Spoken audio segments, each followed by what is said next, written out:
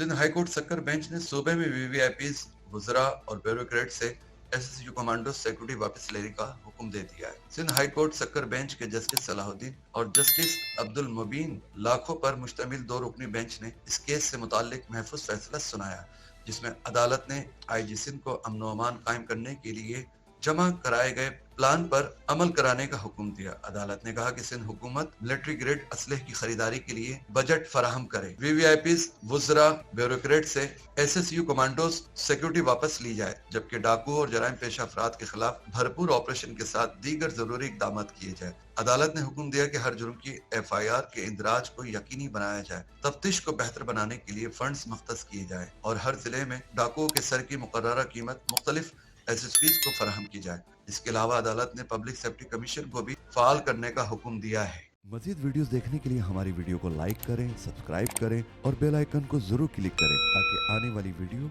आप तक बआसानी पहुंच सके।